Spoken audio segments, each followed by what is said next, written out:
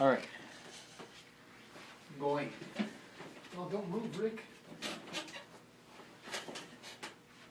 Don't move, Rick. Don't move. Don't, oh, f***. I got bourbon on my pee-pee. You can have a peace thing the whole time now. No, Yeah, it's on dark. sure. Nobody will see it. Alright. Okay, guys, this is part one of us answering questions about our new record, Rite. So we'll get right into it because this is going to be a fairly Right into it. long. That's the only pun allowed for this evening. All right. So first question is from David Wright in the UK. David, big fan. We met him. He's a great guy. Here's the question. The Rite video. How important is it to get a live vibe across in a recording? Do you play all together when the album was recorded, or did you use many overdubs? So should we do it in two parts? So the first one, how important is it to get a live vibe across in the recording? I'm conscious of that constantly, and Pete is, as he's kind of steering the ship, and my mind anyways, is how this is going to translate live.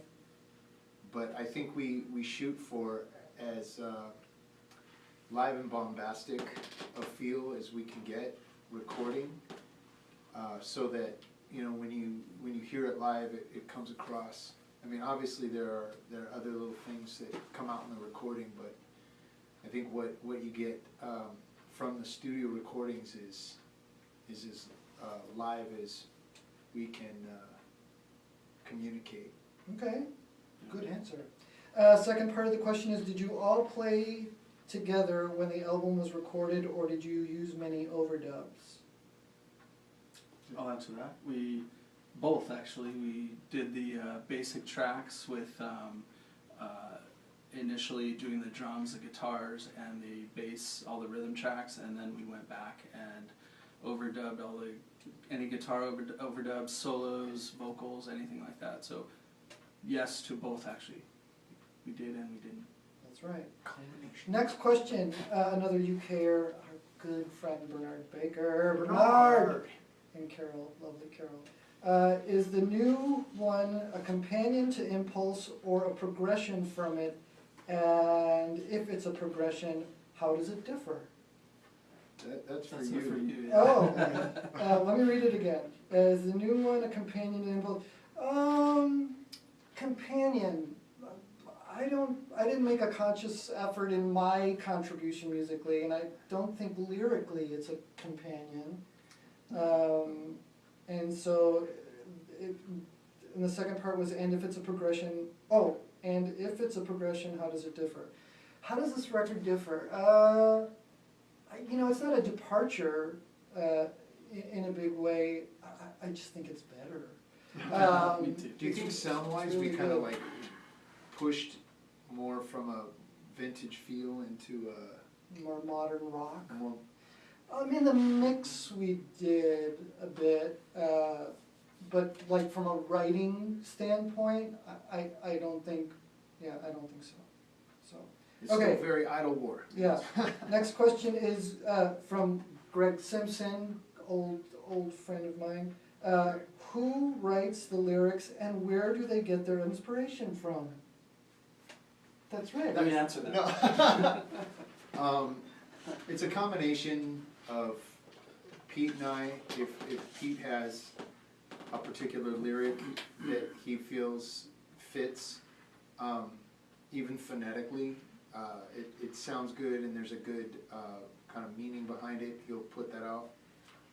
This record I did a lot of writing, and I'll tell you the inspiration comes from both a lot of good things that have happened in life and a lot of troublesome things, and most of the things are a bit of just reflection and commentary on the human experience. Most people will hear that in the lyrics. There's some things about girls in there. They're a Bentley We're kind of like the songs Beach Boys in that. about girls. Some of them are crazy allegories about superheroes, just things from books I've read, imagery from literature, things like that. Here's what I would add to that, is that for this record especially, all the really, James wrote most of the lyrics, because they're really good.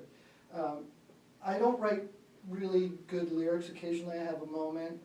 I'm not as sort of book read, so mine is more sort of simplistic and direct. But I'm definitely really committed, is a nice way of putting it, to vowel sounds and phrasings and stuff like that. So that it kind of has to go through that filter regardless of what James is writing, because I always want it to sound the way I hear the melody, and he's fighting for the lyrics. So I've changed a word or two Yeah. to meet those needs Right. from Pete, Yeah. but the meaning's still there. So he's like the Bob Dylan and I'm the Elvis Costello. All right, so next question is Al Bestow from UK has a great radio program in the UK. Afternoon Delight. That's right, good memory because I couldn't remember that. Will it be a collection of individual tracks or will there be a storyline running through it? I think you can briefly. There are a few songs that are connected. You could probably put a couple of the songs that were written in a flow. They may not be lined up track-wise, but no, there's no overarching storyline. It would probably be kind of a secret grouping of songs that might go together, but A secret grouping? yeah, secret grouping, like you'd All have right, to let's not leave it at that, it's mysterious. crack the code. Okay, all right, next question is from Brea, who we love, you know, Brea from the UK. Yes, my dear Brenda. Your Brenda, yeah. So this question is the title Rite, as in rite of passage? The artwork suggests it. Very perceptive. Rite is a synonym for ritual, and ritual was a name we had tossed around. And Pete, working on the artwork, had come up with the masks and their African war masks. And yes, there is a bit of that suggestion, as in rite of passage. And bands definitely have to experience that musically. And also the symbols, once you guys, whoever gets a CD, will see that there's African symbols that are used. It was James's great idea. He found some really cool ones, and we picked the ones that we liked the meaning of them and also how they looked. So those are just a few, 5. Yeah, 4 another code you get to are crack. dispersed through the CD. All right, and then Morten Jensen from France says, and when will you come to France?